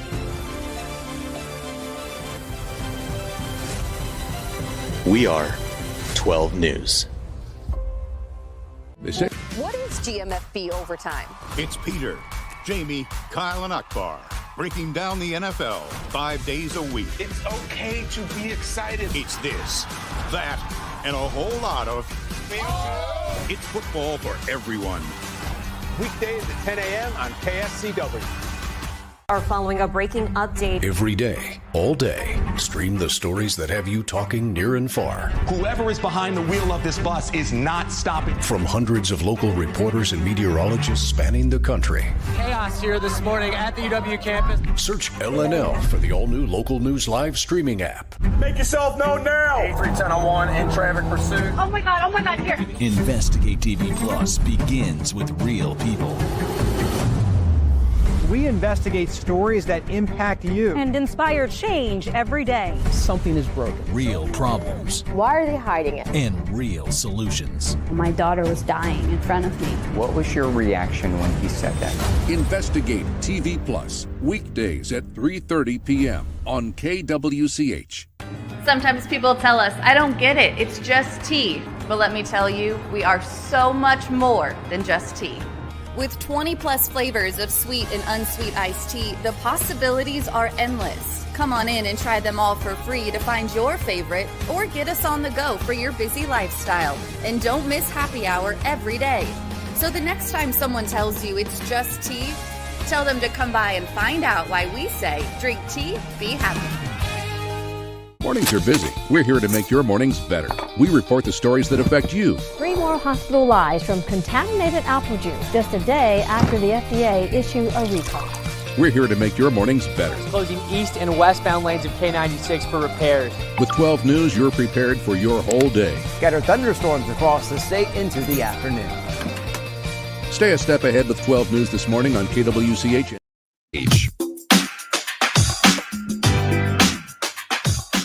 All right, here we go. Digging deeper with the teams you follow. It's another Sports Daily Insider interview on KFH.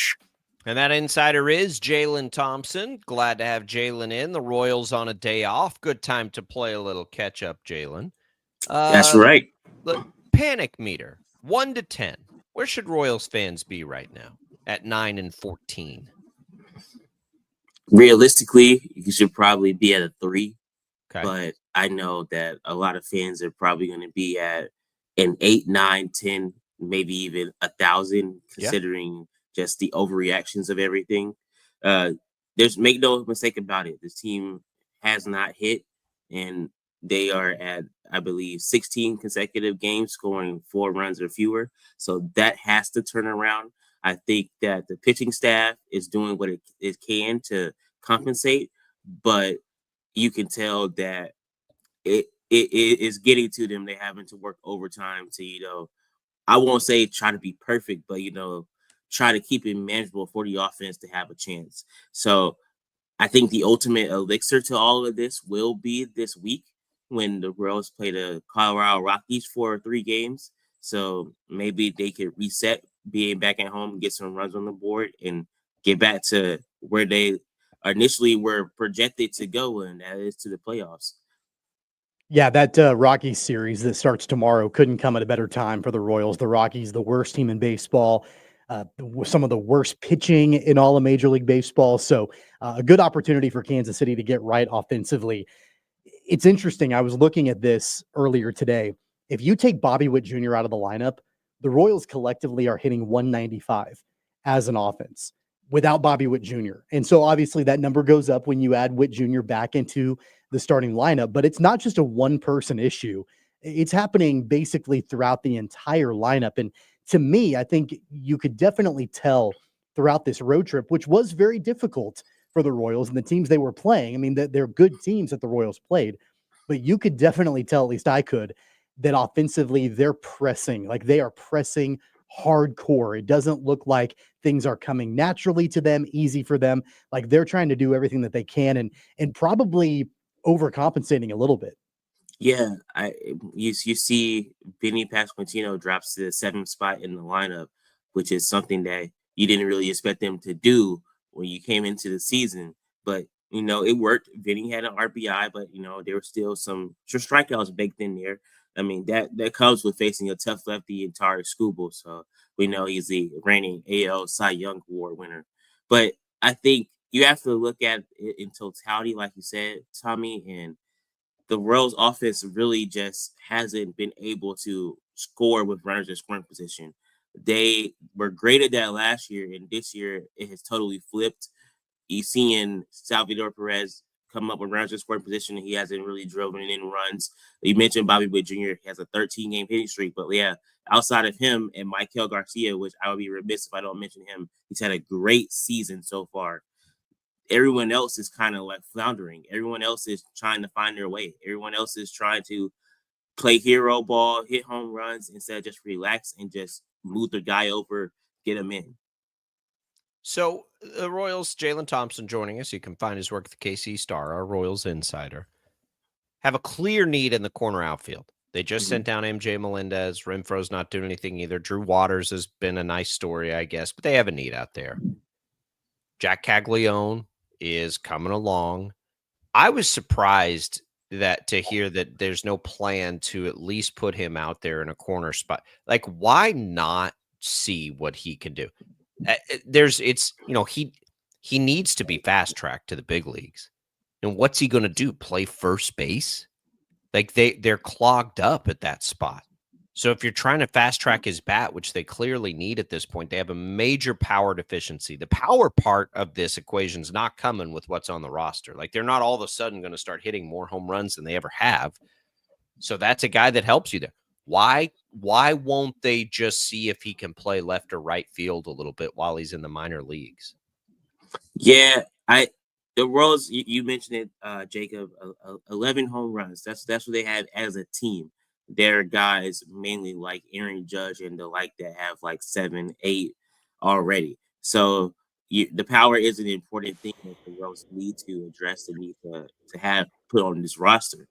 In the case of Jack Caglione, I think it's more or less letting him get the reps that he needs at first base to prepare there and, learn, truly be proficient at that position, and then move him to the outfield. I don't know if they're going to do it right now because he just started his AA career. So it might be just to not put so much on him right now and allow him just to be where he's more comfortable at. But moving to the outfield, you can move a guy to the outfield and he can learn a position as you're seeing what them do with Jonathan India, who has pretty much been at third base for the most part in the last couple of games. But you can do that. So I think that for Caglione's case, they want him to continue to grow and develop. They don't want to rush him. They don't want him to come up like last year when Jackson Holiday came up and then he struggled and had to go back down and then he came back up again. So they want him to be truly ready for when they call his number, he can come and produce. Jaylon MJ Melendez goes down to AAA, gets optioned to Omaha on Friday. I thought it was interesting and encouraging, the comments from JJ Piccolo after that decision was made about how they're not closing the door on MJ Melendez. It's not like they're banishing him to the minors and, never to be heard from again. It was more of a, let's see if he can work things out at that level. We still believe in him. We still feel like he's got a productive big league career in front of him. I would imagine that for MJ Melendez's psyche, that's got to be really important to have that kind of support from his general manager and his manager that, hey, we're not closing the door on you, but we want you to go back down to AAA and get things figured out. Yeah, I think in MJ's case, he just needs a reset. He needs something where he's able to go work on his swing changes. We mentioned it earlier this offseason and in spring training, where he changed his swing mechanics. He had his hands a little bit closer. He's not doing the leg kick anymore. But when you make those changes and you have live bullets flying and you're trying to hit baseballs and curveballs and changeups and splitters and things of that nature, sometimes it just doesn't take the way that you want it to take. And there's no doubt about it. He only had 4 hits and 40 at-bats this season to open it up. It's just a way for him to go clear his mind, reset, get some consistency about his at-bats, and then the Royals know what he can do. But maybe this will be a motivation for him to have it turn on and stay on and help the Royals be that middle of the order bat. JJ Piccolo said it. Matt Contreras said it. They want him to be that guy. He has to show it. So this is his chance to go show it. You mentioned guys like Eric Hosmer. He was a guy that went down and came back up early for the Royals. So the Royals have done this as an organization before, and hopefully they can do it again. What about the pitching, Jaylon? The bullpen. The bullpen is doing a nice job. I think Estevez did a really nice job yesterday, getting them the 2 innings they had to have. Where's Harvey? How is Ersig's foot? It's hard because they haven't been able to use their high leverage guys in high leverage spots because they haven't been in high leverage spots late in a game. But how close? Is Ersig going to need to miss time? And what is Harvey's status? Harvey is still working his way back. He's progressing, getting the recovery and treatment that he can, and hopefully he'll get back to pitching soon enough. The Royals need him back. They need him back because that 6th, 7th inning has been a bugaboo for them when the starter gets around their 3rd time through the lineup and they're getting tired and worn down. You need a guy that can step into that spot. You believe in Daniel Lynch, you believe in John Schreiber, but you need a guy like Hunter Harvey that can step up there in the 6th, in the 7th, and pave the way. For Lucas Erceg, he's feeling better, but he's still day to day as he had that left foot contusion. I think the off day will be great for him, and I think that if he can just continue to get better incrementally each day, he'll be back in no time. But you're right. The bullpen has held it down, and they're going to give up runs. Every bullpen gives up runs. We know that, but they've done a pretty solid job to start, and I think that they have to keep it up until the offense can finally wake up and be more productive. Out of curiosity, Jaylon, we know how bad the Royals have been recently with runners in scoring position. They just cannot get runs driven in. Does that go back to what you said a few minutes ago about how you feel like there are multiple players that are trying to play hero ball, and rather than just getting, however they can, getting a ball to the outfield or a sac fly or something, simple like that. It's like, hey, we're going to try to put the entire world on our shoulders. Is it just a pressing issue or is there something bigger going on? I think so. You ask the guys in the clubhouse and they'll tell you that they don't feel like they're pressing, but they'll say they are frustrated with some of the at-bats and things of that nature. And let's not forget they did play against 3 teams that were in the playoffs during this 10-game road trip. But the Royals were in the playoffs. So you can't say that the Royals didn't match the competition of who they had. It's virtually the same team that went to the playoffs last year. They have to figure out what makes them the best and what allows them to be successful. And right now, they just haven't hit. And baseball is a game where things will turn around, and I'm sure it will shift, and the Royals will start hitting.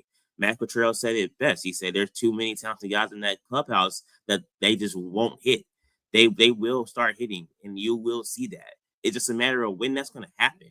And I think the last year, the big storyline was we had to have a strong April. We had to have a strong April. They did that, and they made the playoffs. Well, what's the storyline this year? Do we have to have a strong May? Do we have to have a strong June now to get back in the race? Because playoffs is the expectation. And this team right now does not have the look of a playoff team from an offensive standpoint. And is that going to change? It's going to be only on the Royals to make that happen. I think they'll make a trade. I just, can they afford to wait till July to make it? Last one from us, Jaylon. Salvi, sub 200. Any concern as he's, another year older? Any concern for him to not turn things around as he always does? Yeah. I'm one of those people where I think if you really look at it from a realistic view, you have to be a little concerned because, yes, everyone is saying Salvi will turn it on. Salvi will turn it on. He's done it before in his career, but he's also another year older. He's approaching 35 years old. He's been catching so much throughout his career, and that's a tough age for a catcher to keep being productive. You want to see him, continue to hit and hit well, and you see flashes of it. You see flashes of him hitting home runs and hitting singles and doubles. But is it me, or do you guys feel like he's been striking out a lot lately? And is that, I know he's struck out, and that's been a part of his game, but now it looks kind of magnified with the rest of the offense not producing as well. And you need him. If he's going to be your cleanup hitter, he has to produce because he is the linchpin for helping Bobby, helping Vinny, helping Michael Garcia and Michael Massey in that lineup in the middle. So I feel like it is a little of a concern that Salvi's not playing up to his potential or what we're used to seeing out of him. Maybe he turns it around against the Rocky series. And then when we get to May, we don't have to worry about that. But for right now, it is a little concerning. Yeah, I think the strikeouts in the key spots or lack of, production in the key spots is what's hurting him. Jaylon, we appreciate it. Follow Jaylon along at the KC Star. We'll all just take a breath here on the day off. Remember, Jaylon said panic meter at 3. Realistically, 3 out of 10. I probably agree with that. I've talked to a lot of Royals fans off the ledge in the last couple of days. I'm like, let's see what happens when they play bad teams. Let's see what happens when they play at home.